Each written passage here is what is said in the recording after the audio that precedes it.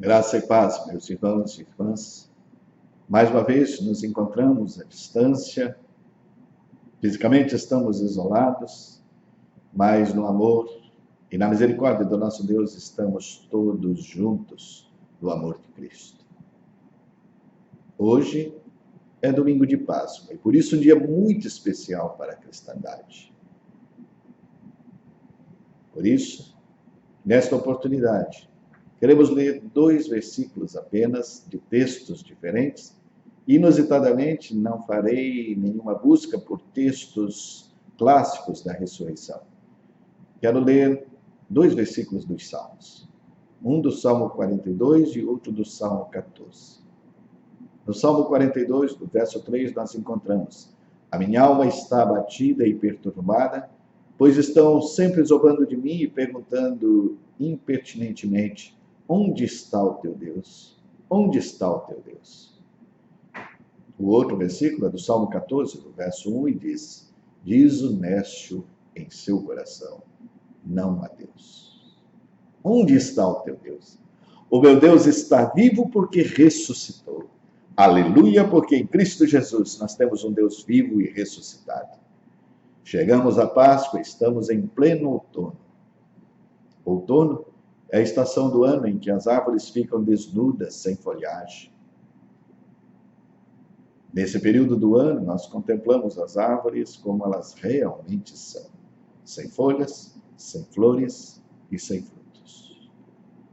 No outono, cessou o calor do verão e ainda não chegou o inverno, mas é tempo de preparação para ele.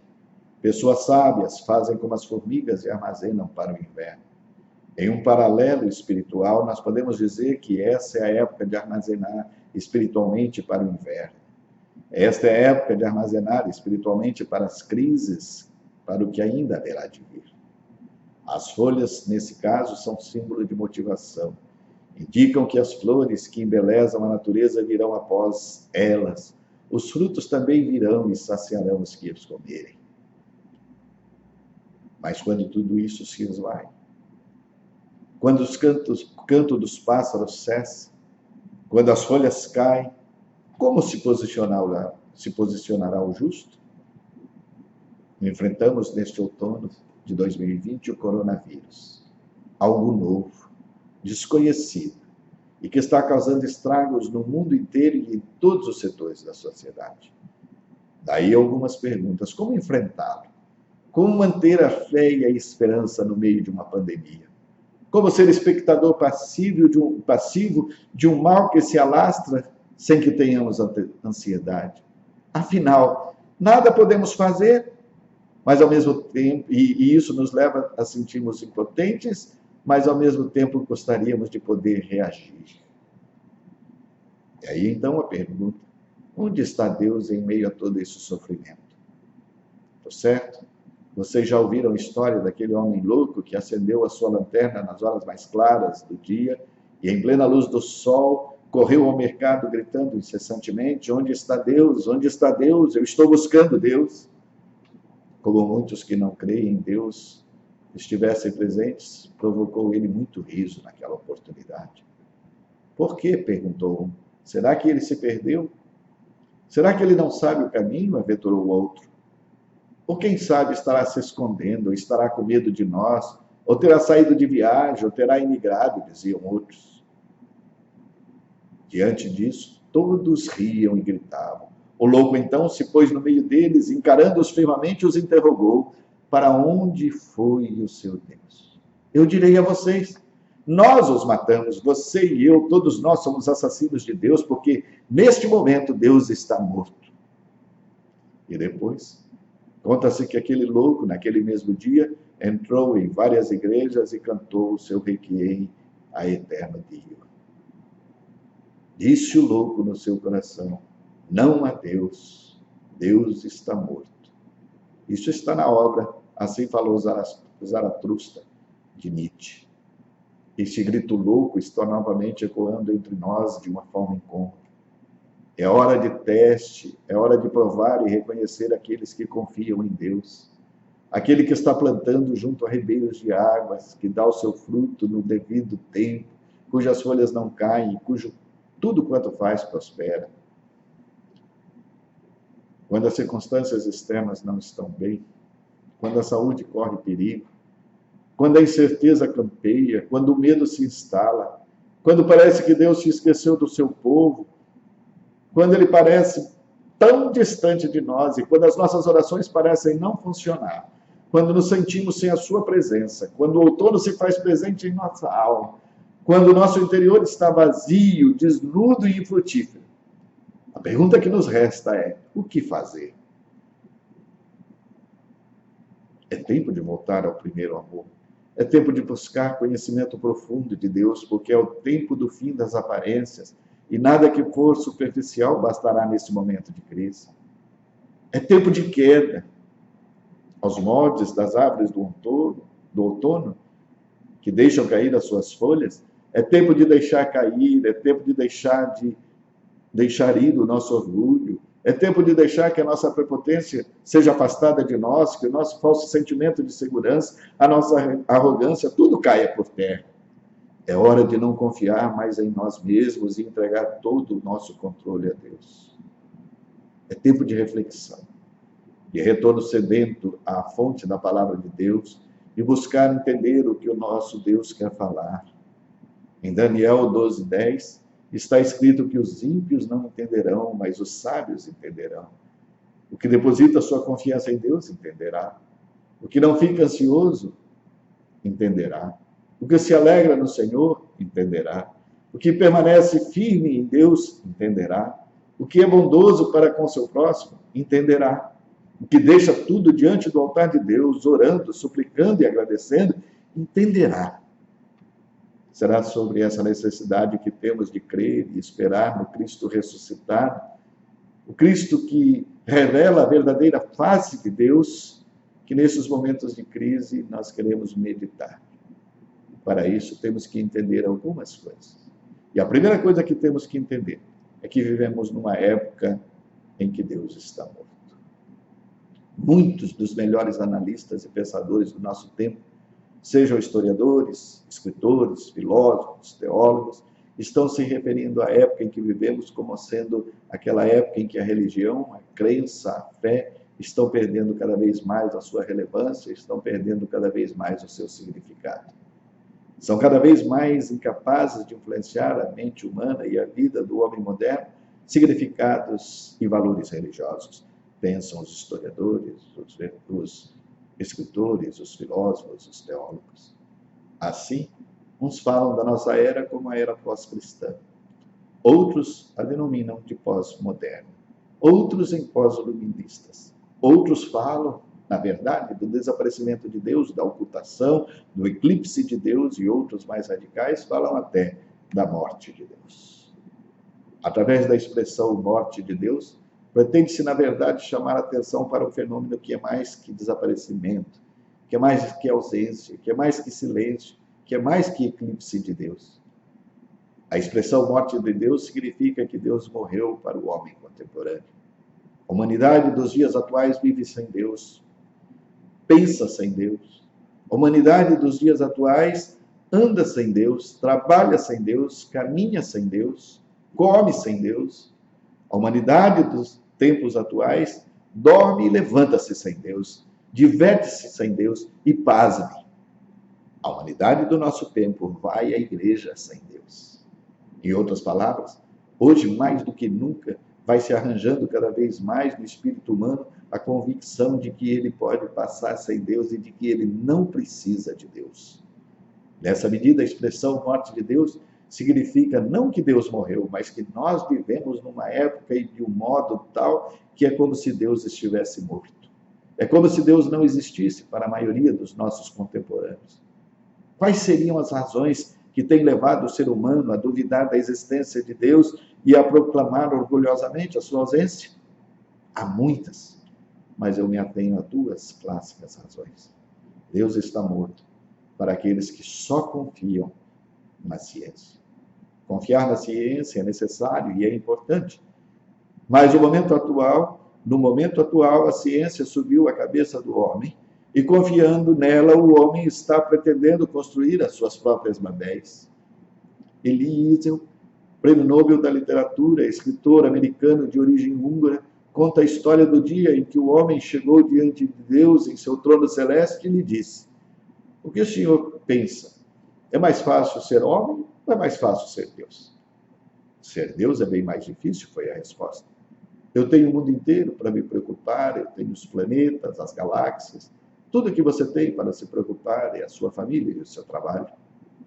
É verdade, disse o homem, mas o Senhor tem um tempo e um poder infinitos.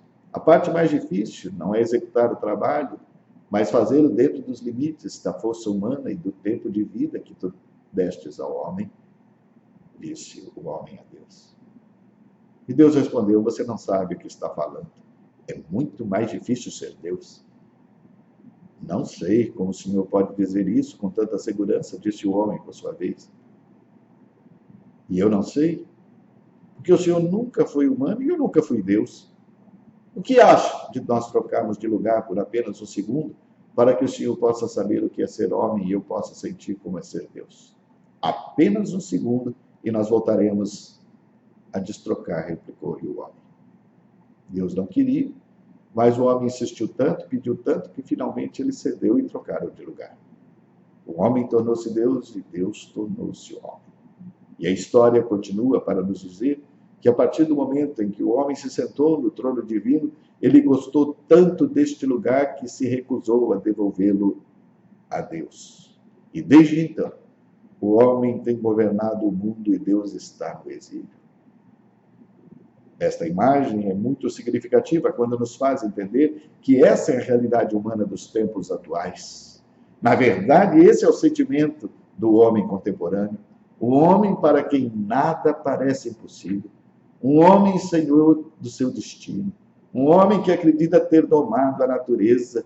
Um homem desbravador do espaço, da ciência, do conhecimento e da sabedoria. Para que Deus? Para um homem que pensa desta maneira.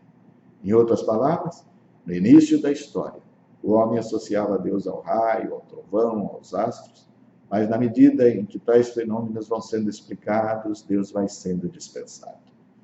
Daí as palavras de Freud: bem depressa será impossível para o homem ou mulher inteligentes e cultos acreditar em Deus. É tolo todo aquele que acredita na muleta da fé. Esta é a forma de crer do homem e da mulher do nosso tempo.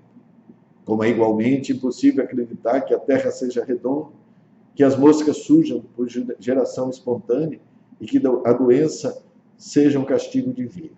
Nessa perspectiva, os deuses hão de sobreviver, mas sob a proteção ou o abrigo dos espíritos preguiçosos.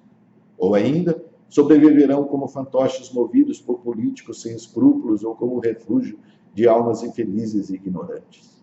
Assim sendo, é claro que agora que o homem chegou à Lua, que mandou sua máquina ao Marte, esteja pensando no fato de que Deus deve procurar outras paragens, pois estas também já não lhe pertencem. Mas este não é o Deus de que a Bíblia nos fala. O Deus cristão não vive nas fronteiras do mundo, nem nas periferias do universo, nem nas dobras escondidas da vida. O Deus cristão não é um Deus periférico para além dos limites da vida e do mundo. Não é um Deus que entra quando o humano sai ou quase sai quando chega o humano. O Deus revelado em Jesus Cristo é o Emanuel, é o Deus conosco, é o Deus cravado no coração mesmo da vida, porque, embora cravado no madeiro, ele ressuscitou e vivo está no meio da nossa caminhada. Não é o Deus lá de cima e nem o Deus lá de baixo. É o Deus encarnado na história da existência. É o Deus por nós e é o Deus entre nós. É o vigor, a vitalidade, a força, a origem, a profundidade última do nosso ser. E tudo isso sem confundir-se com nada disso, porque ele é o Deus que caminha conosco, que fez habitação entre nós e que em Cristo Jesus se faz presente na nossa vida. Ou na linguagem expressiva de Bonhoeffer, jovem teólogo alemão, vítima e mártir do nazismo, é o além de nós e é o para além no meio da nossa vida. O problema real do homem e da mulher contemporâneos jaz no nível profundo. A sua vida tem se tornado tão absorvente, tão cheia de novas possibilidades, tão repleta de incontáveis informações às quais ele se entrega de corpo e alma, que aos poucos ele vai perdendo esta quarta dimensão da vida, a dimensão espiritual, que dá beleza e sentido, que dá significado às outras dimensões do viver. Deus está morto para aqueles que sofrem sem conhecer a Deus, e essa é a nossa segunda razão clássica. Deus está morto para aqueles que sofrem sem conhecer a Deus. Essa é outra razão que leva o homem moderno a descrer de Deus e a proclamar a sua morte. É o problema do sentimento, do sofrimento e do mal. Este é um problema tão velho quanto a nossa existência e que nós agora estamos encarando frente a frente, desnudo e de forma arrebatadora. O salmista já tinha de enfrentar a sanha dos inimigos que diante da sua dor escarneciam. E o teu Deus onde está? Esta é uma pergunta que está sendo feita nos dias atuais. Onde está Deus? Não existe uma resposta simplista para esta questão. Esta é a questão mais aguda da existência humana. A própria Bíblia não está preocupada com o problema da origem do mal, nem está preocupada com o fato de como Deus, sendo bom, pode permiti-lo. A Bíblia denuncia o poder que o mal tem de ameaçar. A Bíblia denuncia o poder que o mal tem de desfazer, de estragar, de corromper, de deteriorar a nossa relação com Deus.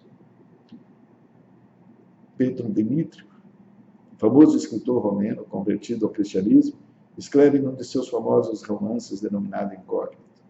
Deus é todas as coisas. Também é composto de vulcões, de ramificações cancerosas e de telhas.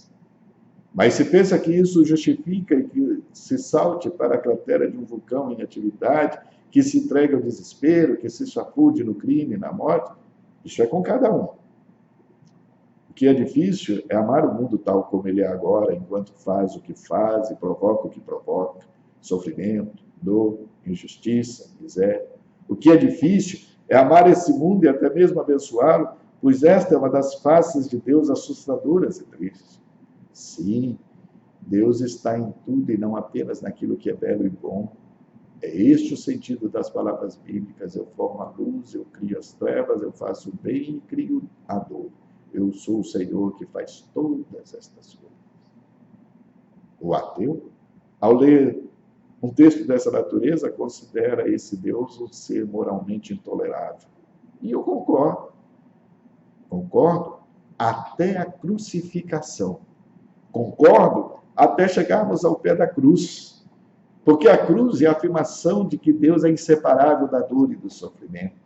Essa foi a face e essa foi a feição mesma de Deus entre nós. Aquele que, sendo Deus, não teve por usurpação ser igual a Deus, mas humilhou-se a si mesmo, tomando a forma de homem. Na condição humana, ele foi obediente até a morte, e uma morte de cruz. A cruz nos dá a verdadeira face de Deus.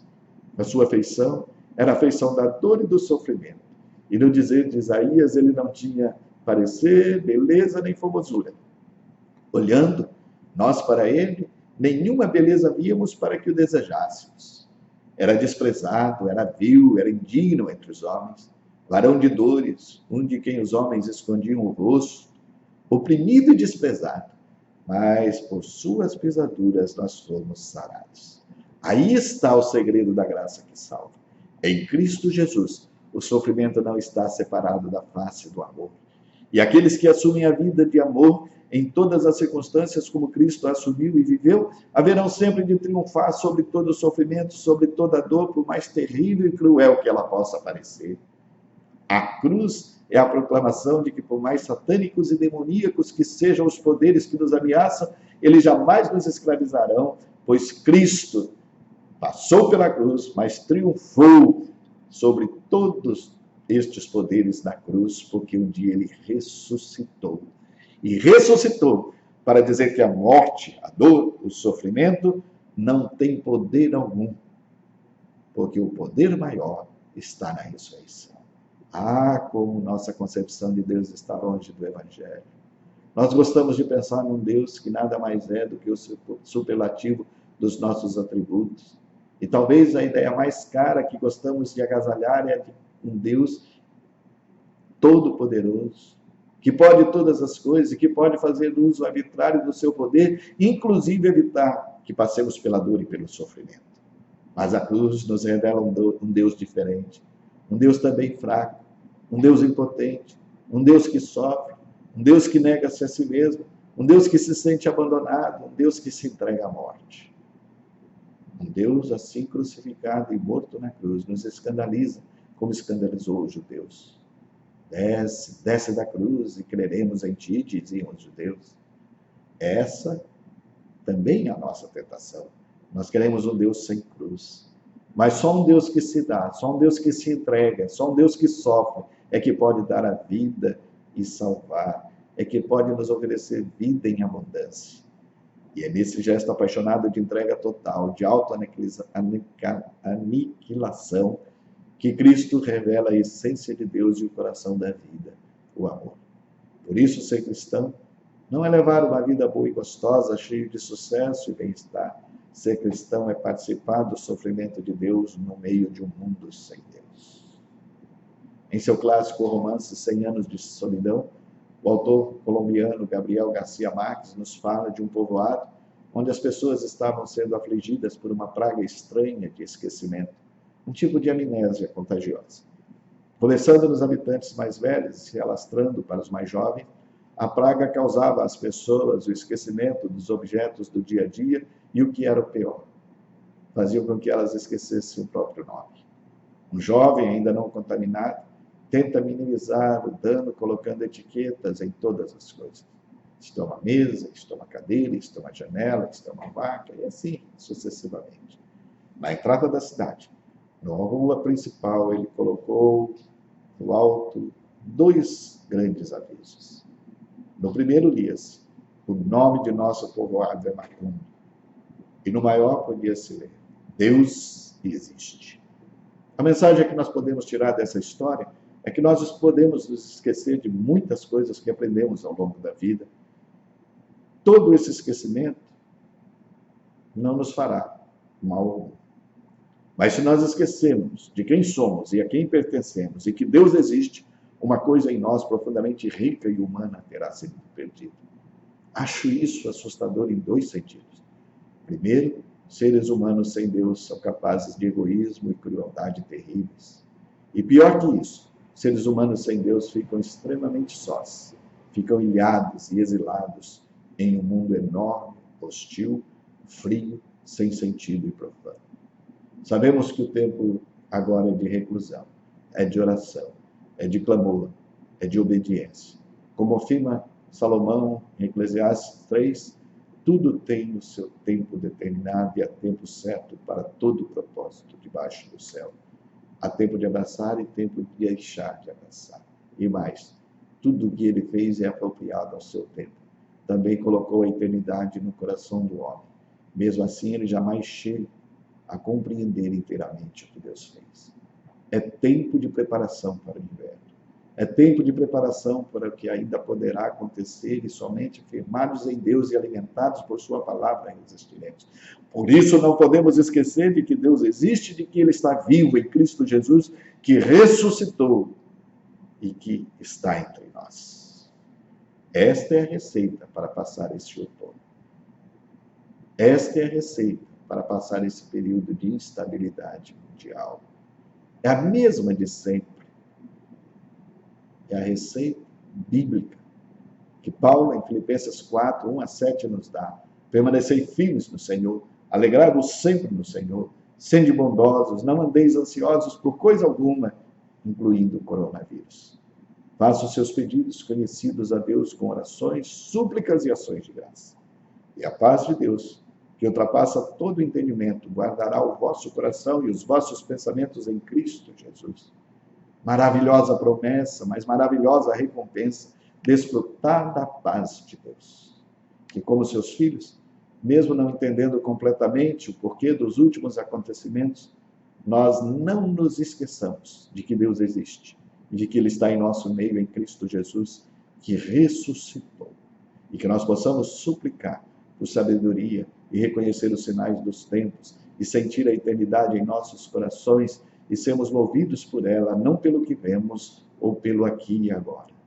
Neste outono de provação, neste outono de quarentena, neste outono de riscos de contaminação, nós estejamos purificados com a água viva que é Cristo, que nós estejamos ungidos com o óleo do Espírito Santo que protegerá a nossa mente e o nosso coração. Não nos cabe mais indiferença espiritual, não nos cabe mais relativismo, não nos cabe mais ausência de valores morais, mas nos compete, como discípulos de Cristo, empatia pelo próximo, respeito às autoridades e tributo ao nosso Rei dos Reis e Senhor dos Senhores, que era e é e que há de vir, o nosso Deus Todo-Poderoso. A Ele toda a honra e toda a glória. E por isso, agradecidos neste domingo de Páscoa, nós podemos, cheios de fé, de esperança e de amor, levantar as nossas vozes para em uníssono confessar: creio em Deus. Eu creio em Deus que ressuscitou em Cristo Jesus. Que Ele nos abençoe e nos guarde na sua paz, hoje e sempre. Amém.